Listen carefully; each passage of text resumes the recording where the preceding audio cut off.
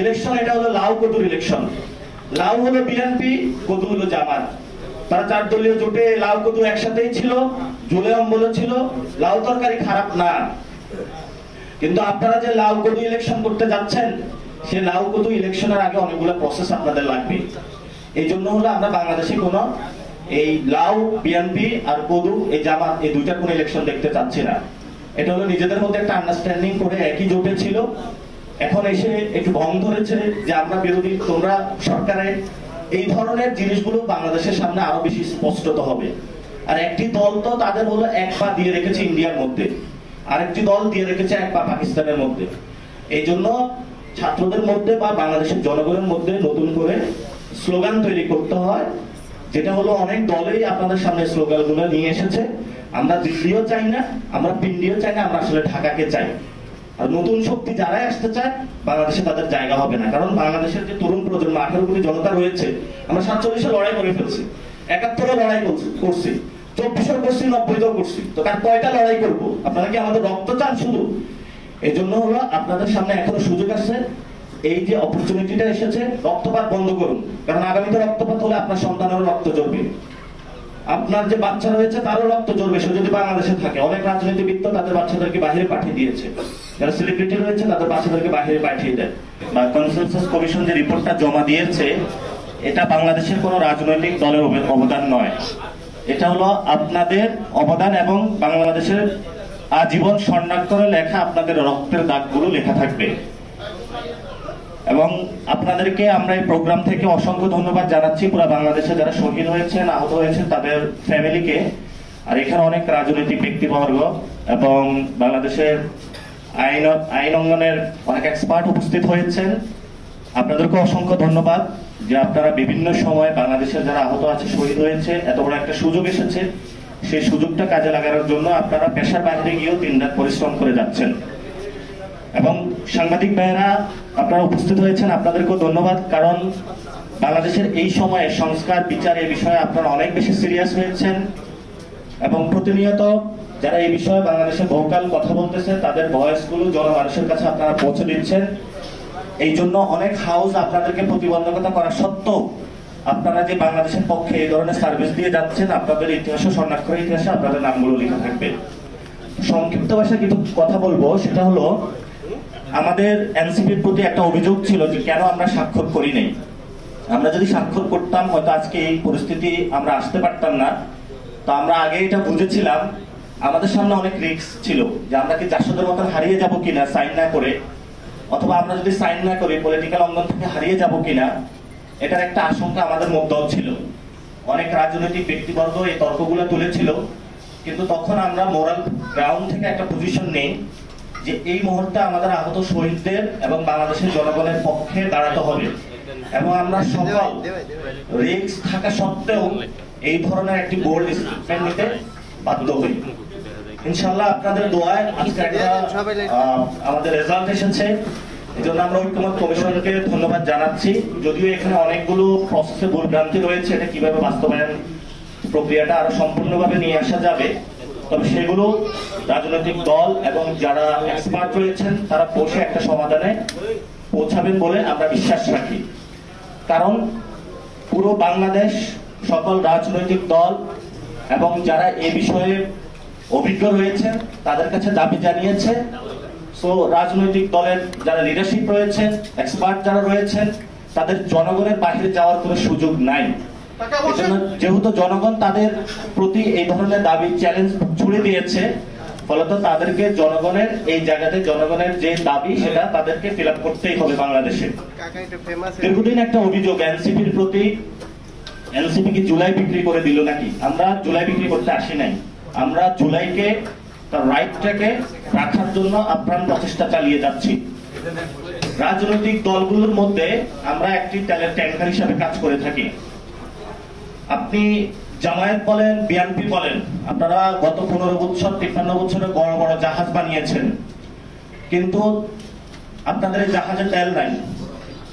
সমুদ্রে আপনারা জাহাজ ভাসিয়েছেন, সে জাহাজ ভাসানোর পরে এনসিপি বাংলাদেশের সন্ধিক্ষণে এসে কিছু তরুণ যুবা ছাত্র মিলে তেল নিয়ে হাজির হয়েছে। রাজনৈতিক দলগুলো এই গণ অভ্যুত্থানের পরে জুলাইয়ের অনেক নেতৃবৃন্দ, জুলাইয়ের অনেক যোদ্ধা আহত এবং যারা শহীদ হয়েছেন, তাদের রক্তের ট্যাঙ্কারের উপর দিয়ে তারা রাজনীতি এখন করছে। ফলত তাদেরকে এটা উপলব্ধি করতে হবে, আপনি যারা তেলের ট্যাঙ্কার দিয়ে, রক্তের ট্যাঙ্কার দিয়ে আপনাদের রাজনীতি চলছে, তাদের প্রতি যদি আপনারা মুখ ফিরিয়ে নেন, তাহলে আপনাদের জাহাজগুলো বন্ধ হয়ে যাবে। এজন্য আমরা সকলকে আহ্বান জানাবো, আমরা একটা পর্যায়ে এসেছি, এটা আপনারা পিছনে আর ফেরত দেবেন না। যদি পিছনে ফেরত নেন, তাহলে আগামীতে যে ইলেকশন আসতেছে, ইলেকশনে বুলেট রেভলিউশনের পরে ব্যালট রেভলিউশনের মাধ্যমে জনগণ এটা আপনাদেরকে জবাব দিবে। এই জবাব দেওয়ার মধ্য দিয়ে বাংলাদেশে শেখ হাসিনা গণভোট বা ইলেকশনের মধ্য দিয়ে হারিয়ে যায় নাই, গণ অভ্যুত্থানের মধ্য দিয়ে হারিয়ে গিয়েছে। লক্ষ লক্ষ তার নেতা কর্মী ছিল। আর আপনারা এমন কোনো কাজ করবেন না যে জনগণের ভোটের মধ্য দিয়ে বাংলাদেশ থেকে আপনারা হারিয়ে যান। এতদিন পর্যন্ত বাংলাদেশে যে বিষয়টা ছিল, বাংলাদেশে কখনো কোনো কনস্টিটিউশন ছিল না বা সংবিধান ছিল না। সংবিধান বলতে মুজিবের আইন ছিল, মুজিব যা বলছে তাই সংবিধান ছিল, জিয়াউর রহমান যা বলছে তাই সংবিধান ছিল, এরশাদ যা বলছে তাই সংবিধান ছিল, খালেদা জিয়া যা বলছে তাই সংবিধান ছিল। আর লাস্টে তো শেখ হাসিনা সংবিধানের উপরে, শেখ হাসিনার উপরে উঠে গিয়েছিল। ফলত তাকে টেনে ধরে সকল রাজনৈতিক দল নেতৃবৃন্দকে আমরা সংবিধানের অধীনে আনার চেষ্টা করতেছি। আর যেই সংবিধান তারা ব্যত্যয় ঘটিয়েছিল, যেটা তৈরি করেছিল, এটা পচা গলা একটা সংবিধান। এই সংবিধান দিয়ে বাংলাদেশ আর চলতে পারে না। এই সংবিধানের কারণে 2022 রাজপথে আমাদের শহীদ হয়েছে। আমরা রাজপথে আর একটি লাশও বাংলাদেশে দেখতে চাই না। এই সংবিধানের কারণে আমার ভাইদেরকে খুন করা হয়েছে, গুম করা হয়েছে। এই সংবিধানের কারণেই বাংলাদেশের যত ইনস্টিটিউশনগুলো রয়েছে, প্রত্যেকটা ইনস্টিটিউশনকে কলাপস করা হয়েছে। ফলে এই পরিস্থিতি আমরা বাংলাদেশে বিরাজমান রাখতেও চাই না, ভবিষ্যতে দেখতেও চাই না। এই জন্য আমাদের এই পরিস্থিতি বা এই আয়োজনগুলোর মধ্য দিয়ে আমরা যাচ্ছি। আমরা এনসিপির প্রতি আরেকটা অভিযোগ, যে আমরা কখন তাহলে স্বাক্ষর করব, এটা আপনাদের সম্মুখে আজকে বলতে চাই। এই জুলাই সনদের যে আদেশ, এটা ডক্টর ইউনূস শহীদ মিনারে যাবেন। গত বছরের 3 তারিখে শহীদ মিনারে এক দফা দাবি ঘোষণা করা হয়েছিল। দাবিটি ছিল, আমরা ফ্যাসিবাদী ব্যবস্থার বিলোপ চাই। আমরা এটা বলি নাই যে শেখ হাসিনার বিলোপ চাই। শেখ হাসিনার সংবিধানের উপরে উঠে একটা ফেসিস্ট সিস্টেমের, একটা হেড অফ ফেসিস্ট সিস্টেম ছিল। হেড চলে গিয়েছেন, কিন্তু যে ফেসিবাদী যে পদ্ধতিটা, সেটা কিন্তু রয়ে গিয়েছে। এই ফেসিবাদী পদ্ধতিটা বিলোপের জন্য আমরা দাবি জানিয়েছিলাম। যদি বিলোপটা হয়, আমরা একটা নিউ সেটেলমেন্টে যেতে পারবো। নিউ সেটেলমেন্টে আমাদের ইনস্টিটিউশনগুলো শক্তিশালী হবে। নিউ সেটেলমেন্টে বাংলাদেশের ব্যবসা বাণিজ্য সুন্দর হবে। নিউ সেটেলমেন্টে আলেম ওলামাদের কেউ তাক করে বলবে না তুই জঙ্গি। নিউ সেটেলমেন্টে নারীর অধিকার নিশ্চিত হবে। নিউ সেটেলমেন্টে তরুণদের অধিকার নিশ্চিত হবে। নিউ সেটেলমেন্টে শ্রমিক, মজুর, কুলি যারা রয়েছেন তাদের অধিকার নিশ্চিত করার জন্যই আমরা সুচিন্তিতভাবে গত বছরে এই দাবিটা দিয়েছিলাম। এই দাবির একটি এক্সপ্লেনেশন বা পূর্ণাঙ্গ রূপ কিন্তু আজকে কনসেনসাস কমিশনের মধ্য দিয়ে এসেছে। ডক্টর ইউনূস সেই 3 তারিখে যেভাবে দেওয়া হয়েছিল, ডক্টর ইউনূস শহীদ মিনারে যাবেন তার উপদেষ্টা বর্গকে নিয়ে। উনি সেখানে আদেশ জারি করবেন, সাইন করবেন। যদি এটাতে সম্মত হন, আমরাও শহীদ মিনারে যাব, ওইখানে আমরা সাইন করে দিব। এবং ডক্টর ইউনূসকে অবশ্যই যমুনা থেকে কোনো সাইন চলবে না, সচিবালয় থেকে কোনো সাইন চলবে না। ওনার জনগণের সম্মুখে উপস্থিত হতে হবে। যথেষ্ট ধৈর্য ধারণ করেছি আমরা অনেকদিন, সবার থেকে তো উনি লুকিয়েছিলেন, আর লুকানোর ওনাকে সুযোগ নেই। যেহেতু জনতা আপনাকে পাওয়ার দিয়েছে, ক্ষমতা দিয়েছে, আপনি এখন জনগণের সামনে যাবেন, জনগণের সামনে উপস্থিত হবেন। আপনি শহীদ মিনারে যাবেন, সকল আহত ফ্যামিলিদেরকে ডাকবেন, সকল শহীদ ফ্যামিলিদেরকে ডাকবেন, ডেকে তাদেরকে বলবেন যে তোমাদের রক্তের উপরে আমি বসেছিলাম, আজকে আমি আদর্শের মাধ্যমে তোমাদের যে পাওনা, নতুন বাংলাদেশের যে স্বপ্ন, আমি আজকে সাইনের মধ্যে তোমাদেরকে এটা বুঝিয়ে দিয়েছি। এর মধ্যে ডক্টর ইউনূসের এক্সিট প্ল্যান, এছাড়া ডক্টর ইউনূসের কোনো বাংলাদেশে আর কোনো এক্সিট প্ল্যান নেই। দ্বিতীয়ত যে বিষয়টা, সেটা হলো কনসেনসাস কমিশন থেকে এই সংস্কার প্রক্রিয়ার যে পেপারগুলো রয়েছে, এগুলো এখন আইন মন্ত্রণালয়ে গিয়েছে, অর্থাৎ এগুলো এখন আইন মন্ত্রণালয়ের কাজ। ফলত আসিফ নজরুলের সামনে 2টা চ্যালেঞ্জ রয়েছে। 1 নম্বর চ্যালেঞ্জ হলো এই সংস্কার প্রক্রিয়াগুলো জনগণের যে ন্যায্য দাবি তাকে বুঝিয়ে দিতে হবে। 2 নম্বর হলো বিচার প্রক্রিয়া, তাকে বুঝিয়ে দিতে হবে। এই সংস্কার প্রক্রিয়া এবং বিচার প্রক্রিয়া যদি উনি বুঝিয়ে না দিতে পারেন, তাহলে আসিফ নজরুলের বাংলাদেশে কোনো এক্সিট প্ল্যান নেই। প্রথমত ডক্টর ইউনূস শহীদ মিনারে যেতে হবে, আর এগুলো প্রস্তুত করে দিতে হবে আসিফ নজরুল লিগ্যাল ওয়েতে। এবং আসিফ নজরুল স্যারকে আমরা যথেষ্ট সম্মান করি। উনি বলেছিল যিনি লড়াই অভ্যুত্থান সবকিছুতে উনি ছিল, কিন্তু ওনাকে সেই আইন মন্ত্রণালয়ে বসানো হয়েছে এই জনগণের এই কাজটা করে দেওয়ার জন্য। ওনাকে এই কাজটা করে দিতে হবে। বাকি যারা উপদেষ্টা পরিষদে রয়েছেন, সেখানে যারা কোনো দল ভিত্তিক দলীয় দাস হিসাবে যদি কাজ করে জনগণের এই সংস্কার প্রক্রিয়াটা থমকে দেওয়ার চেষ্টা চালান, তাহলে যেভাবে আপনারা বসেছেন সেভাবে আপনাদেরকে চলে যেতে হবে। তবে এবার এভাবে চলে যেতে পারেন না, বিচারের কাঠগড়ে আপনাদেরকে দাঁড় করাতে হবে। কারণ আপনাদেরকে আমরা সম্মানিত করেছি এই জন্যই যে বাংলাদেশের জনগণের যে অধিকার, বাংলাদেশের নতুন বাংলাদেশের যে স্বপ্ন, এই স্বপ্ন বুঝিয়ে দেওয়ার জন্য। আর এটা ডক্টর ইউনূস খুবই ভাগ্যবান মানুষ। বাংলাদেশ 2.0 যেটা অথবা নিউ রিপাবলিক, এটা ওনার হাত ধরে যাত্রা হচ্ছে। উনি একজন নোবেল লরিয়েট, ওনাকে আমরা সম্মান রাখি। যারা উপদেষ্টা পরিষদে রয়েছেন তাদেরকেও সম্মান রাখি। আপনাদেরকে এই কাজটা করে দিয়ে যেতে হবে। এখন হলো আমাদের প্রতি কিছু অভিযোগ রয়েছে বা বাংলাদেশের জনগণের কিছু প্রশ্ন রয়েছে, সেই প্রশ্নগুলোর উত্তর দিচ্ছি। 5 তারিখে আমরা শাহবাগ থেকে ঘোষণাপত্র দিতে পারতাম, কিন্তু ওইখানে একটা বিশৃঙ্খলা সৃষ্টি ঘটানো হয়েছে। 5 তারিখে রাজনৈতিক দলগুলো কেন ক্যান্টনমেন্টে গেল? তারা এখন এসে বলছে যে 5 তারিখে সময় চলে গিয়েছে, 6 তারিখে সময় চলে গিয়েছে, 5 থেকে 8 তারিখ পর্যন্ত রাজনৈতিক দলগুলো বাংলাদেশে কোথায় ছিল? অনেক রাজনৈতিক দলের আমির ওমারা বিখ্যাত ব্যক্তির সাথে কথা বলেছিলাম।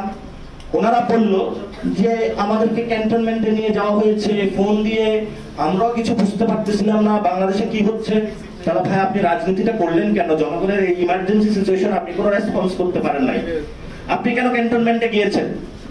আপনি শাহবাগে আসতেন, আপনি জনতার কাতারে আসতেন, আপনি যখন জনতা মাঠে তখন আপনি ক্যান্টনমেন্টে।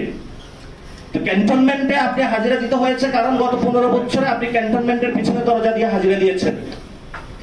ফলত আপনার ওই দিন বাধ্য হয়ে ক্যান্টনমেন্টে আপনাকে উপস্থিত হতে হয়েছে। কিন্তু আমাদেরকে আহ্বান জানানো হয়েছিল, আমরা ক্যান্টনমেন্টে যাই নাই। আমরা জনতার কাতারে ছিলাম। আস্তে আস্তে করে এই বিষয়ে জনমত তৈরি করেছি। কনসেনসাস কমিশনের মাধ্যমে কিভাবে বাংলাদেশে একটি নতুন রিপাবলিক নিয়ে আসা যায় সেই প্রচেষ্টাটা আমরা চালিয়ে যাচ্ছি। ফলত এই দায়ভারটা আমাদের নয়, দায়ভারটা হলো যারা ক্যান্টনমেন্টে যে রাজনৈতিক দলগুলো উপস্থিত হয়েছে তাদের, এবং ইতিহাসে তাদের এই দায়ভারটা দিতে হবে। আর যদি দায় মুক্তি পেতে চান তাহলে এখনো সময় আছে। এই সংস্কার কমিশনের যে রিপোর্টটা এসেছে সেটা জনগণের প্রাপ্য হিস্সা, যেটা সাইন করে এবং বাস্তবায়ন প্রক্রিয়া গিয়ে জনগণকে আপনারা বুঝিয়ে দিন। এখন এই সংস্কার প্রক্রিয়া যদি আমরা বাংলাদেশে এস্টাবলিশ বা বাস্তবায়ন করতে না পারি তাহলে কি হবে? বাংলাদেশে 1 নম্বর একটি গৃহযুদ্ধ হবে। এই গৃহযুদ্ধের মাধ্যমে বর্তমান যে জিওপলিটিক্যাল সিচুয়েশন রয়েছে, আমরা এই গৃহযুদ্ধের ভার নিতে পারবো না। ফলত রাজনৈতিক দলের কাছে আমাদের আবেদন যে আপনারা বাংলাদেশের জনগণকে কোনো গৃহযুদ্ধের মধ্যে ফেলে দিবেন না। 2 নম্বর বিষয় হলো অভিশক্তির ইনফ্লুয়েন্স গুলো আরো বাড়ার প্রক্রিয়াগত কাজ চলছে। সেই জায়গা থেকে আমরা বলবো আপনারা লন্ডন হোক, তারপরে হলো ওয়াশিংটন হোক অথবা বেইজিং হোক, কোথাও দৌড়াদৌড়ি করবেন না। Dhaka is the prime. Dhaka হলো আমাদের সেন্টার। দক্ষিণ এশিয়ার আগামীতে ঢাকাকে সেন্টার বানাতে হবে আমাদের। এই স্বপ্ন নিয়ে আমরা কাজ করছি। ফলে তো যদি বিদেশে বেশি দৌড়াদৌড়ি করেন তাহলে বাংলাদেশের জনগণের সামনে আসলে জনগণ আপনাদেরকে হয়তো ঝাড়ু মিছিল দিয়ে ঝাড়ু দিয়ে পিটাবে অথবা জুতা পিটা করবে। এই জন্য হলো আপনাদের মান সম্মান রক্ষা করার জন্য, নিজেদের বাচ্চার দিকে তাকিয়ে কথা বলার জন্য বাপ হিসাবে, মা হিসাবে জনগণের পক্ষে আপনাদেরকে দাঁড়াতে হবে। না হলে ভবিষ্যতে আপনাদের বাংলাদেশে কোনো নিস্তার নাই। তাহলে এইসব বড় বড় পার্টি চলে গিয়ে নতুন নতুন জনগণ থেকে অটোমেটিক পার্টি গড়ে উঠবে। আর এনসিপির যে ভবিষ্যৎ অনেকে চিন্তা করে, আমরা এটা জানি আমরা সরকার গঠন করব ভবিষ্যতে। কারণ আমরা জনগণের মধ্যে থাকবো, জনগণের কথাগুলো বলবো। জনগণ যখন আমাদেরকে আইডেন্টিফাই করতে পারবে, এরাই তো আমাদের পক্ষে কথা বলছে, জনগণ আমাদেরকে ভোট দেবে। কারণ আমরা কখনো পিছনের দরজা দিয়ে ক্যান্টনমেন্টে ঢুকবো না, পিছনের দরজা দিয়ে কোনো বিদেশি এম্বাসিতেও ঢুকবো না। আমরা জনগণের সাথেই থাকবো ইনশাল্লাহ। জনগণের সাথে আমাদের মৃত্যু হবে ইনশাল্লাহ ভবিষ্যতে। ফলে এই জনগণের শক্তিকে যারা ব্যাহত করতে চায়, জনগণের কনস্টিটিউশনকে বাদ দিয়ে কোন দলীয় কনস্টিটিউশন বা ধর্মীয় কনস্টিটিউশন বা কোন ব্যক্তির কনস্টিটিউশন যদি বাংলাদেশে কেউ কায়েম করতে চায়, বাংলাদেশে তাদের জায়গা হবে না। আর সামনে ইলেকশন আসতেছে। ইলেকশন তাহলে কেমন ইলেকশন হবে? ইলেকশন এটা হলো লাউ কদুর ইলেকশন। লাউ হলো বিএনপি, কদু হলো জামাত। তারা 4 দলীয় জোটে লাউ কদু একসাথেই ছিল, জুলে অম্বল ছিল। লাউ তরকারি খারাপ না, কিন্তু আপনারা যে লাউ কদু ইলেকশন করতে যাচ্ছেন, সে লাউ কদু ইলেকশনের আগে অনেকগুলো প্রসেস আপনাদের লাগবে। এই জন্য হলো আমরা বাংলাদেশে কোনো এই লাউ বিএনপি আর কদু এই জামাত এই দুইটার কোনো ইলেকশন দেখতে চাচ্ছি না। এটা হলো নিজেদের মধ্যে একটা আন্ডারস্ট্যান্ডিং করে একই জোটে ছিল, এখন এসে একটু ভং ধরেছে যে আমরা বিরোধী, তোমরা সরকারে। এই ধরনের জিনিসগুলো বাংলাদেশের সামনে আরো বেশি স্পষ্টত হবে। আর একটি দল তো তাদের হলো এক পা দিয়ে রেখেছে ইন্ডিয়ার মধ্যে, আরেকটি দল দিয়ে রেখেছে এক পা পাকিস্তানের মধ্যে। এই জন্য ছাত্রদের মধ্যে বা বাংলাদেশের জনগণের মধ্যে নতুন করে স্লোগান তৈরি করতে হয়, যেটা হলো অনেক দলেই আপনাদের সামনে স্লোগানগুলো নিয়ে এসেছে। আমরা দিল্লিও চাই না, আমরা পিন্ডিও চাই না, আমরা আসলে ঢাকাকে চাই। আর নতুন শক্তি যারাই আসতে চায় বাংলাদেশে তাদের জায়গা হবে না, কারণ বাংলাদেশের যে তরুণ প্রজন্ম 18 কোটি জনতা রয়েছে, আমরা 47-এ লড়াই করে ফেলছি, 71-এ লড়াই করছি, 24-এ করছি, 90-তেও করছি, তো কার কয়টা লড়াই করবো? আপনারা কি আমাদের রক্ত চান শুধু? এই জন্য হলো আপনাদের সামনে এখনো সুযোগ আছে, এই যে অপরচুনিটিটা এসেছে, রক্তপাত বন্ধ করুন, কারণ আগামীতে রক্তপাত হলে আপনার সন্তানেরও রক্ত ঝরবে, আপনার যে বাচ্চা রয়েছে তারও রক্ত ঝরবে। সে যদি বাংলাদেশে থাকে, অনেক রাজনীতিবিদ তো তাদের বাচ্চাদেরকে বাইরে পাঠিয়ে দিয়েছে, যারা সেলিব্রিটি রয়েছে তাদের বাচ্চাদেরকে বাইরে পাঠিয়ে দেয়। আমরা বাংলাদেশে থাকবো, আমরা বাইরে যেতে চাই না। বাংলাদেশে আসলে আমাদের গড়তে হবে, এছাড়া আমাদের কোনো অপশন নাই। কারণ আপনার সুযোগ রয়েছে, আমার যে চাঁদপুরের একদম প্রান্তিক লেভেলে যে কৃষক রয়েছে তারা এবিলিটি নাই বিদেশে চলে যাওয়ার, পালিয়ে। সাভারে যে যারা শ্রমিক রয়েছে তাদের বিদেশে পালিয়ে যাওয়ার কোনো সুযোগ নেই। ফলে আমাদের সামনে যে সুযোগটা এসেছে, আমাদের সামনে এটা কাজে লাগাতে হবে। তো আমরা এনসিপির পক্ষ থেকে আজকে আমাদের কিছু আলোচনায় স্টার্ট করেছি, যে ওইখানে কোন কোন লোপহল গুলো রয়েছে বা ত্রুটিগত জায়গা রয়েছে সেগুলো আমরা অ্যাড্রেস করব। যারা এক্সপার্ট রয়েছেন তাদেরকেও আমরা নিয়ে আসবো, কথা শুনবো, আপনাদের মধ্য দিয়ে জনগণের মধ্যে জানান দিব। আজকে সংস্কারের বিষয়ে একজন বাংলাদেশের বিদগ্ধ রাজনীতিবিদ বলেছেন এটা নাকি হাস্যকর। তা আপনারা দেখেন নাই ওই যে রানা প্লাজা যখন হয়েছিল, বা অতীতে যখন রাজনৈতিক অঙ্গনে বাচ্চারা হলো রাজপথে লড়াই করছিল আর মন্ত্রী এমপি গুলা একটু খিলখি করে হাসছিল, আপনাদেরকে সেই স্মৃতি মনে নাই? যখন এই আন্দোলনটা হচ্ছিল তখন হলে হেন তেন করে রাজাকারের বাচ্চা বলে গালি দিয়েছিল, বড় বড় আরামকে যারা চেয়ারে বড় বড় হাসি ফুটিয়েছিল তাদেরই বংশধররা আজকে বলতেছে যে এটা নাকি হাস্যকর। আপনি কোথায় হাসি আসে একটু বলবেন আমাদেরকে, তাহলে আমরা আপনার হাসিটা একটু বন্ধ করে দিব, তাহলে আপনার কান্না আসবে অনেক, কারণ আমাদের এখনো কান্না আসে। এই জন্য যারা যে পলিটিশিয়ানরা বাংলাদেশে খুব হাসতে ইচ্ছা করে আমাদের কাছে একটু আসবেন, আমরা আপনাদেরকে হাসি বন্ধ করে একটু কান্না ছুটিয়ে দিব। যথেষ্ট হয়েছে, যথেষ্ট ধৈর্য ধারণ করেছি। আর বাংলাদেশে আমাদের যারা সৈনিক ভাইয়েরা এই রাজপথে নেমে এসেছিলেন, আমরা সরকারের কাছে আহ্বান জানাবো যে আপনারা এই সৈনিকদেরকে পুরস্কৃত করুন। একটি দুইটি মেডেল ধরিয়ে দেওয়ার নাই, যেটা আপনারা অফিসারদেরকে দিয়ে থাকেন। এই সৈনিকদের তেল জল নুনের অভাব রয়েছে, অল্প কয়টা টাকা বেতন পায়, সারাদিন সোজা হয়ে শটাং হয়ে দাঁড়িয়ে থাকে, কিন্তু যখন পরিবারের কাছে যায় অল্প কয়টা টাকা নিয়ে তাদের যেতে হয়, অথচ তারা দেশ মাতৃকা রক্ষা করে চলছে। এই যে বাংলাদেশে কোনো নিরাপত্তা ছিল না, এই মানুষগুলো নিরাপত্তার কাজ করে যাচ্ছে। আপনি দেখবেন মাঠে দেখবেন সেনাবাহিনীর লোকগুলা মুখ শুকিয়ে গেছে তাদের, সারাদিন জিওটি করে একটার পর একটা প্রবলেম তারা সলভ করে যাচ্ছে। আমরা ডক্টর ইউনূস সরকারের কাছে আবেদন জানাবো যে আপনি এই সৈনিক যারা রয়েছেন তাদেরকে আপনি পুরস্কৃত করুন, কাগজে কলমও পুরস্কৃত করুন, তাদের বেতন ভাতা বাড়িয়ে দিন এবং তাদেরকে একটি সম্মান জায়গা প্রদর্শন করুন। এবং যারা অপরাপর শিক্ষক, পেশাজীবী, বুদ্ধিজীবী যারা এই মাঠে নেমেছিল, প্রত্যেকে দাবি নিয়ে আসতেছে, তাদের দাবিগুলো পূরণ করুন। আপনি যদি তাদের দাবিগুলো পূরণ করতে না পারেন, সে তো তার ফ্যামিলিতে বাচ্চার কাছে যেতে হয়। আপনি তাকে একটা পোস্ট দিয়ে রেখেছেন যে তুমি হলো অমুক জায়গার অমুক স্কুলের হলো শিক্ষক, বাচ্চা তাকিয়ে থাকে আমার বাবা তো শিক্ষক, কিন্তু সে যখন বড় যায় তার যে একটা চা দোকানদার হলো বেশি টাকা ইনকাম করে। এটা কি বাংলাদেশে ফাইজলামি পাইছেন আপনারা? এই জন্য আমরা এনসিপি রাজনীতি করবে, আমরা গণতান্ত্রিক প্রক্রিয়া যাচ্ছি, আমাদের গণতান্ত্রিক প্রক্রিয়া থেকে আপনারা অন্য জায়গায় ঠেলে দিবেন না। আমাদের সামনে যেই প্রসেসের মধ্যে দিয়ে আমরা গিয়েছি, এমন কোন বাহিনীর গোয়েন্দা সংস্থা নাই যেটা হলো অত্যাচারের মধ্যে দিয়ে আমাদের যেতে হয় নাই।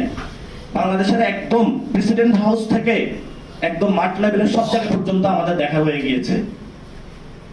রাষ্ট্রের অ্যাক্টিভ সিস্টেমে কোনো পরিবর্তন হয় নাই। মন্ত্রণালয়গুলো আপনি কি তাহলে এখনো চিকিৎসা পাচ্ছেন? চিকিৎসা ব্যবস্থার কোনো খোঁজ নাই। এই যে আহত যারা এই গণঅভ্যুত্থানে আহত হয়েছে তাদেরকেও আপনি চিকিৎসা দেন নাই, শহীদদেরকে এখনো ঘুরাচ্ছেন। এখন আমাদের এনসিপির কাছে এত টাকা নাই যে আমরা তাদেরকে দিয়ে দিব। এটা তো আপনার রাষ্ট্রীয় দায়িত্ব, এই রাষ্ট্র সংস্কারের জন্য, রাষ্ট্রের জন্যই তো এই মানুষগুলো রাস্তায় নেমেছিল। আপনার তাদেরকে দায়িত্ব নিতে হবে। রাজনৈতিক দলগুলো যদি ফোন কল করে অমুক জায়গায় শহীদের ফ্যামিলি, তাকে 5,000 টাকার প্যাকেট ধরিয়ে দেন, এটা আসলে দায়িত্ব না। দায়িত্ব হলো তার যে স্বপ্নটা হলো বাস্তবায়ন করা। আপনারা একটা সংস্কারের কথা বলেছেন, আপনারা নাকি ভবিষ্যতে বাংলাদেশের সংস্কার চালু করবেন। আর আপনার সামনে যে এখন সংস্কার এসেছে, তাহলে আপনি কেন এটাতে সাইন করতেছেন না? এগুলো কেন বাস্তবায়নের উদ্যোগ নিচ্ছেন না আপনি? তাহলে এইসব ভণ্ডামি বাউতাবাজি আপনাদেরকে বন্ধ করতে হবে। কারণ বাংলাদেশে যারা তরুণরা রয়েছে তারা যথেষ্ট বুদ্ধিমান, এই বিষয়ে যথেষ্ট সচেতন। এদেরকে আপনারা কলা দেখাতে পারবেন না। এই জন্য সকলের কাছে আপনাদের আহ্বান থাকবে, যেটা সামারি কথা, ডক্টর ইউনূস শহীদ মিনারে যেতে হবে। সেখানে গিয়ে জুলাই সনদের আদেশ জারি করবেন, সাইন করবেন, আমরা সেখানে সাইন করব। সকল আহত শহীদ, জুলাই ফ্যামিলি, দেশপ্রেমিক যারা রয়েছে সকলকে উনি আহ্বান জানাবেন, সকলে আসবে। 2 নম্বর জিনিস হলো আসিফ নজরুলের বড় দায়বদ্ধতা রয়েছে। বিচার এবং সংস্কার তার কোর্টে গিয়েছে, এখন দেখি আসিফ নজরুল কত বড় কোর্টে বল খেলে।